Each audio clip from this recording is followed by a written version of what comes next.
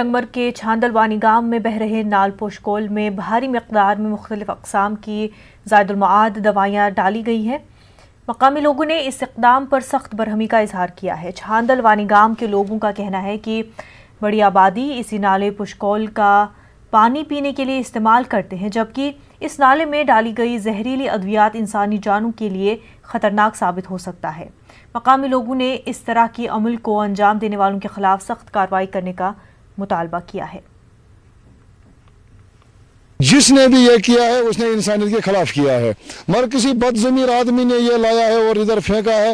ہم اس کی زبردست مذمت کرتے ہیں کہ ایسا آئندہ نہیں ہونا چاہیے۔ جس نے بھی کیا ہے اس نے میرے حساب سے اپنے ضمیر کے اس نے ہمارے ضمیر کے خلاف بھی کیا ہے، مگر وہ کوئی انسان نہیں ہے جس نے یہ پھینکا، وہ کوئی درندہ ہے، کوئی جانور ہے۔ جو ایکسپائر نکلنے والی دوائی ہے وہ زیادہ تر انہی واٹر باڈیز میں ڈالی جاتی ہے، اور یہاں پہ یہ منظر دیکھنے کو ملا ہے۔ میرے پیچھے آپ دیکھ سکتے ہیں یہاں پہ ایک دوائی کے بڑے ڈھیر ہے، جو انبار ہے دوائی کا، یہاں پہ یہ سارا ایکسپائر ہو چکا ہے، اور اس کو زمین کے نیچے ڈمپ کرنے کے بجائے ان مردہ ضمیر لوگوں نے یہاں اس واٹر باڈی میں ڈالا ہے۔